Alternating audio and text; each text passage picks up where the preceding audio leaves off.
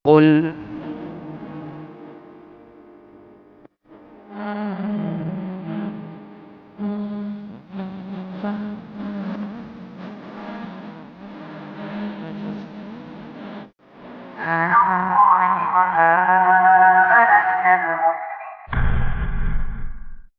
Innal hamdalillah nahmaduhu wa nasta'inuhu wa nastaghfiruh wa na'udzu billahi min shururi anfusina wa min sayyiati a'malina may yahdihillahu fala mudhillalah wa may yudlil fala hadiyalah wa asyhadu an la ilaha illallah wahdahu la syarikalah wa asyhadu anna Muhammadan abduhu wa rasuluh. Allahumma salli ala nabiyyina Muhammad wa ala alihi wa man tabi'ahum bi ihsan ila yaumiddin.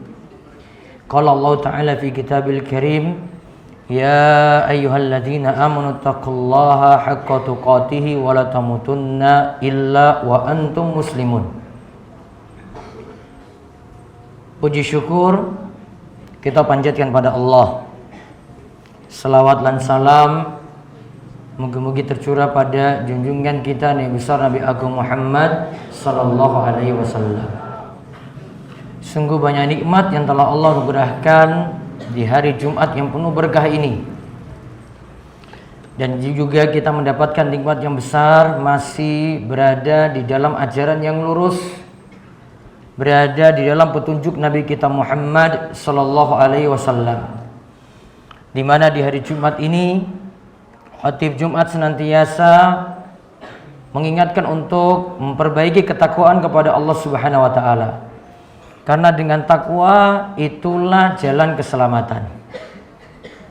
Dan takwa itu bentuknya adalah menjalankan perintah dan menjauhi setiap larangan Allah.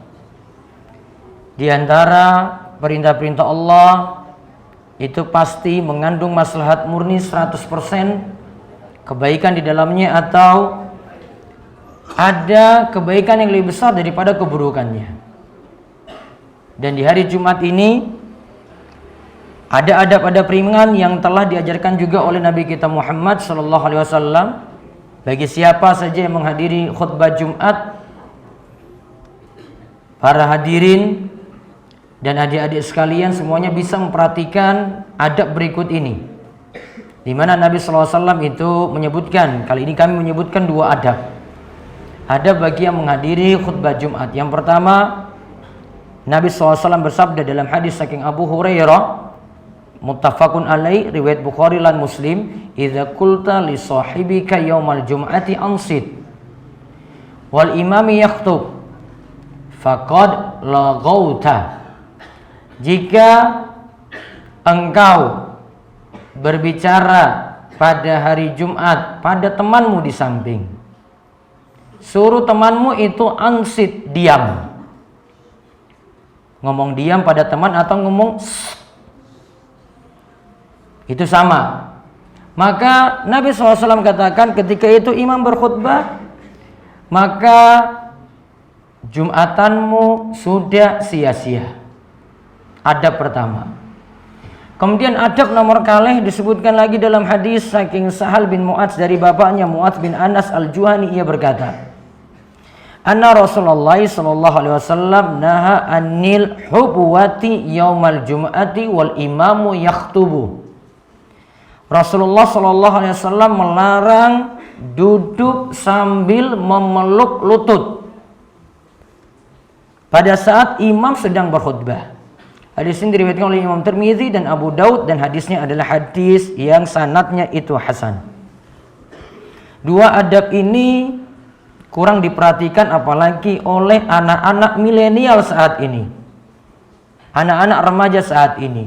Dulu kalau simbah-simbah kita dulu ketika memperhatikan khutbah Jumat, mereka diam, tidak ngobrol, tenang, tidak berbicara sana sini, tidak senyum-senyum, tidak guyon kanan kiri, enggak tengok kanan kiri, namun memperhatikan khutbah Jumat. Itu contoh baik yang patut ditiru. Setiap kali khutbah ini akan terulang lagi. Setiap Jumat Pahing giliran kami akan terus berulang. Jika kami akan melihat keadaannya tidak berubah, adab ini akan terus diulang. Yang pertama, tidak boleh ngobrol. Ini beda kalau dengar ceramah biasa. Karena khutbah Jumat disuruh ansit, diam.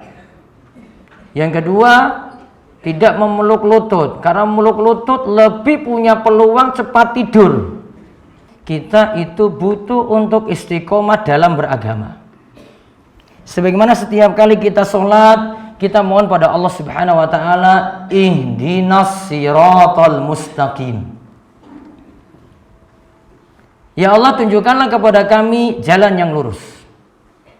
Jalan yang lurus itu beberapa pengertian kata Imam Ibnu Katsir dalam kitab tafsirnya, yaitu jalan Islam, jalan Nabi SAW, jalan para sahabat, jalan Al-Quran, dan jalan kebenaran.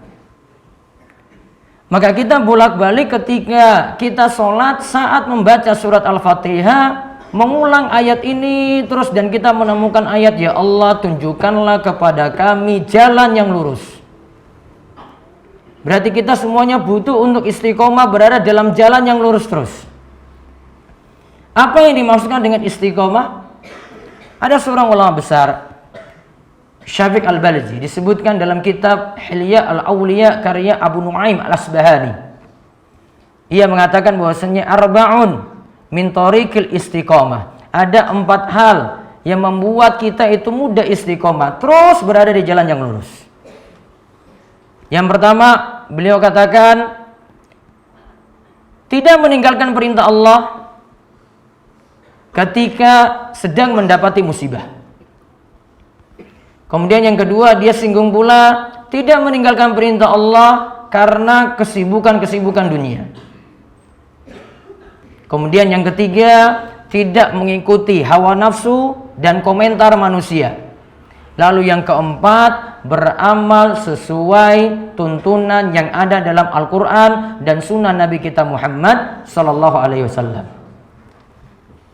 4 hal ini luar biasa apa yang disebutkan oleh Syafiq Al-Balji, ya, tentang masalah istiqomah, agar kita terus diberi petunjuk pada jalan yang lurus, tetap dijaga terus setiap harinya sampai Allah mewafatkan kita nanti dalam keadaan husnul khatimah.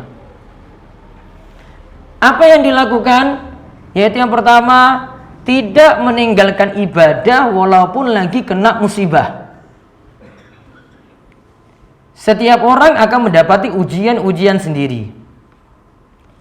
Ada yang dirinya sakit, ada yang anaknya sakit, ada yang bapaknya sakit, ada yang simbahnya sakit, ada yang punya masalah dalam utang, ada yang punya masalah sulitnya rizki, ada yang belum dapat kerja, ada yang punya masalah bertengkar dengan istri, dan seterusnya.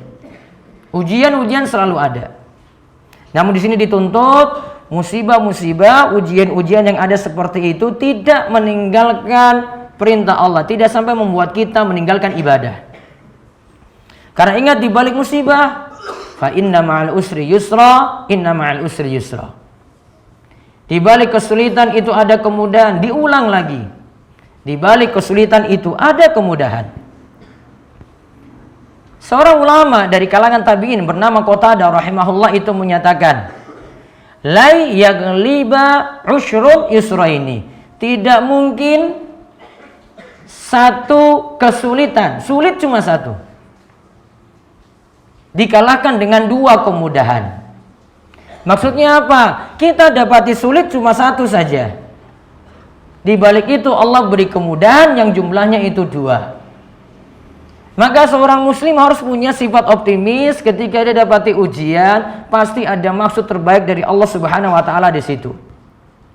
Karena ingat para jamaah sekalian, musibah-musibah itu punya hikmah yang luar biasa yang kadang kita tidak bisa memikirkan hal ini. Bisa jadi musibah itu ujian. Kita diuji lagi untuk sabar. Mampu enggak untuk sabar? Bisa juga musibah itu untuk membersihkan hati manusia yang biasanya sombong, yang biasanya ujub, yang biasanya hasad. Kemudian ketika musibah datang, berubah langsung ketika itu. Kesombongan karena jabatannya, kesombongan karena kepemimpinannya, kesombongan karena kekayaannya, takluk kalau Allah Subhanahu wa taala berikan ujian. Dia bangun tidur dalam keadaan lehernya nggak bisa gerak saja, itu sudah pusing bukan main. Dia anggap ujian yang luar biasa. Walaupun dia itu yang sugih, pemimpin yang luar biasa, punya kekuasaan di mana-mana, namun ketika Allah beri satu ujian seperti ini saja dia tidak bisa bertindak. Maka kesombongan jadi takluk cuma gara-gara musibah saja yang Allah berikan sementara waktu. Musibah juga di sini bisa menguatkan iman seorang mukmin dan juga menunjukkan kuatnya Allah dan lemahnya manusia. Kita itu begitu lemah, tidak ada apa-apanya di hadapan Allah. Dan juga akhirnya kita bersemangat untuk berdoa kepada Allah Subhanahu wa taala. Kemudian orang-orang yang lalai dari ibadah akhirnya bangkit ketika itu. Kemudian banyak ibadah, rajin ke masjid, rajin ibadah. Jadi sadar ketika itu. Dan kadang kita baru rasakan nikmatnya sesuatu, ya. Kita baru rasakan suatu nikmat kalau kita lagi ditimpa musibah. Lagi merasakan nikmat sehat kalau Allah timpakan kita itu sakit. Namun kalau tidak dapat sakit, kita tidak akan merasakan seperti itu. Maka kaum muslimin sekalian, semoga senantiasa dirahmati oleh Allah Subhanahu wa taala. Kita dituntut untuk bisa mempelajari hikmah-hikmah tadi yang jelas dari musibah-musibah yang ada, jangan sampai membuat kita lalai dari ibadah kepada Allah Subhanahu wa taala. Kemudian yang kedua tadi, tidak sampai meninggalkan ibadah karena kesibukan dunia. Kalau bacakan hadis, ini adalah keadaan orang nanti pada hari kiamat karena kesibukan dunia, nasibnya nanti jelek pada hari kiamat. Dan ini terkait ketika ia meninggalkan ibadah yang paling mulia, yaitu sholat. Nabi SAW itu mengatakan dari hadis Abdullah bin Amr bin Al-As, man hafadhu 'alaiha kanat lahu nuran wa burhanan wa najatan yaumal qiyamah. Siapa yang jaga salat 5 waktu, maka dia akan mendapatkan cahaya, mendapatkan bukti, mendapatkan keselamatan. Wa man lam yuhafiz 'alaiha lam yakun lahu nurun wala burhanun wala najatun. Ketika dia tidak jaga salat, dia tidak dapat cahaya pada hari kiamat, tidak mendapatkan bukti dan tidak mendapatkan najah, tidak mendapatkan keselamatan. Dan nantinya pada hari kiamat, wa kana yaumal qiyamati ma Qarun wa Fir'aun wa Haman wa Ubay bin Khalaf. Nantinya di hari kiamat dia akan dikumpulkan, orang-orang yang malas salat ini akan dikumpulkan bersama Qarun. Qarun itu sibuk dengan harta sehingga meninggalkan ibadah. Fir'aun itu sibuk dengan kekuasaan, sibuk dengan pemerintahannya, sehingga dia tinggalkan ibadah, enggak mau taat pada Allah. Haman itu jadi orang dekatnya Fir'aun, juga tinggalkan ibadah karena sibuk juga ngurus pemerintahannya. Dan Ubay bin Khalaf, seorang pedagang yang sibuk dengan dunianya saja sampai meninggalkan ibadah sholat tadi. Maka menunjukkan bahwasanya nasib jelek yang akan ditimpa oleh orang-orang yang cuma beralasan dengan dunia. Saya sibuk dengan ini, saya sibuk dengan itu. Kalau anak muda ya sibuk dengan olahraganya, sibuk dengan main motornya, sibuk dengan bal-balannya, sibuk dengan kegiatan apapun. Subuh nggak pernah, zuhur nanti kalau mau saja dia ibadah kalau disuruh gurunya, asar kalau juga ada desakan juga, maghrib sudah capek, isya sudah tidur. Maka kalau dengan alasan dunia ini kemudian kita tinggalkan ibadah, kita tidak disebut istiqomah. Istiqomah itu adalah ketika kita tetap ibadah pada Allah walaupun kita sibuk dengan urusan-urusan dunia, sibuk dengan pemerintahan, sibuk dengan dagang, dan sibuk dengan kekuasaan, namun kita tidak pernah melupakan Allah Subhanahu wa taala. Ibadah tetap dijaga. Kemudian yang ketiga tadi adalah tidak mengikuti komentar manusia dan tidak memperturutkan hawa nafsu. Tidak mengikuti komentar manusia maksudnya di sini adalah dia cari ridha Allah, bukan karena komentar manusia sampai dia tinggalkan ibadah. Juga dia tidak memperturutkan hawa nafsu. Yang namanya ibadah itu mesti dengan dalil, ngangge tuntunan. Tidak ada petunjuk saking Quran atau saking hadis, maka tidak boleh kita ikuti ibadah tersebut. Itu namanya memperturutkan hawa nafsu. Karena semua hawa nafsu harus tunduk ketika dalil saking Quran dan sunnah Nabi SAW itu Allah berikan dan Nabi SAW itu ajarkan pada kita. Lalu yang keempat, bagaimanakah kita bisa istiqomah? Beramal dengan banyak belajar, mengkaji Al-Quran dan sunnah Nabi kita Muhammad SAW. Beramal itu pakai tuntunan. Beramal itu asalnya bukan ikuti manusia. Beramal itu bukan ikuti ustadz. Beramal itu bukan ikuti kiai.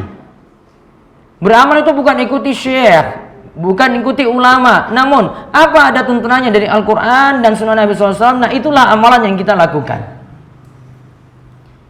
Orang yang beramal seperti ini akan timbang-timbang. Bukan hanya asal banyak beramal, namun lihat kualitas amal itu seperti apa. Karena Allah katakan liyabluwakum ayyukum ahsanu amala. Allah uji kalian siapakah di antara kalian yang punya amalan yang paling baik.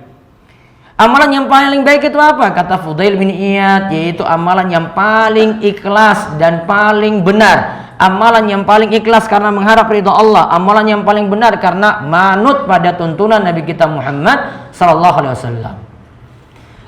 Nah, para jamaah sekalian, kalau istiqomah ini dijaga terus, 4 hal tadi dijaga. Ibadah tetap ada walaupun kena musibah.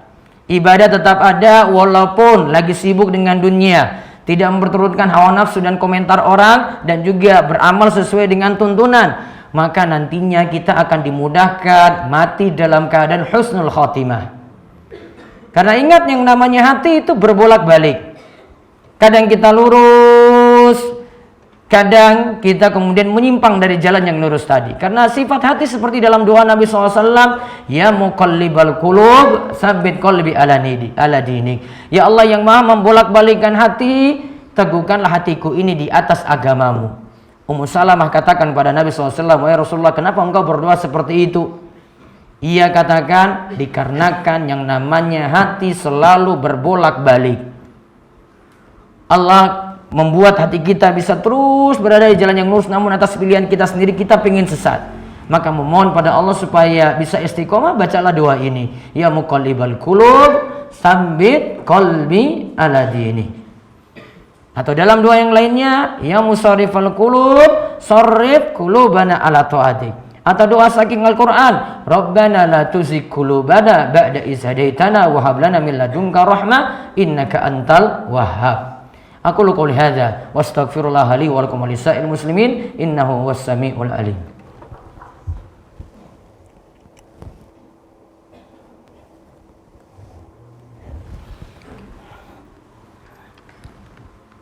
Alhamdulillahi haqqa hamdi, ahmadullah wa ashkuruhu, wa asyhadu an la ilaha illallah wahdahu la syarikalah, wa asyhadu anna Muhammadan abduhu wa rasuluh. Allahumma salli ala nabiyyina Muhammad wa ala alihi wa man tabi'ahum bi ihsanin ila yaumiddin. Amma ba'du. Fa ya ayuhan nas, ittaqullaha ta'ala wa darul fawahisha ma dhara minha wa ma batan. Wa hafizu ala ta'ati wa hudural jum'ati wal jama'ah wa alamu anna Allah amarakum bi amrin bada fihi bi nafsihi wa sanna bi malaikati qudsihi wa qala ta'ala inna Allah wa malaikatahu yusholluna 'alan nabi ya ayyuhalladzina amanu shollu 'alaihi wa sallimu taslima. Allahumma sholli ala Muhammad wa ala ali Muhammad kama shallaita ala Ibrahim wa ala ali Ibrahim innaka Hamidum Majid. Allahumma barik ala Muhammad wa ala ali Muhammad kama barakta ala Ibrahim wa ala ali Ibrahim innaka Hamidum Majid. Allahumma ighfir lil muslimina wal muslimat wal mu'minina wal mu'minat al ahya'i minhum wal amwat innaka sami'un qaribun mujibud da'wah. Rabbana la tuzigh qulubana ba'da idh hadaitana wa hab lana min ladunka rahmah innaka antal wahhab. Allahumma inna nas'aluka al-huda wat tuqa wal afaf wal ghina. Allahumma ahsin akibatana fil umuri kulliha wa ajirna min khizyid dunya wa adzabil akhirah. Rabbana hab lana min azwajina wa dhurriyyatina qurrata a'yun waj'alna lil muttaqina imama. Allahumma aslih ulata umurina. Allahumma wafiqhum lima fihi salahum wa salahul islami wal muslimin. Allahumma ab'id anhum bitanata su' wal mufsidin. Rabbana atina fid dunya hasanah wa fil akhirati hasanah wa qina adzabannar. Wa sallallahu ala nabiyyina Muhammadin wa ala alihi wa sahbihi wa man tabi'ahum bi ihsanin ila yaumiddin. Wa akhiru da'wana anil hamdulillahi rabbil alamin. Aqimus shalah.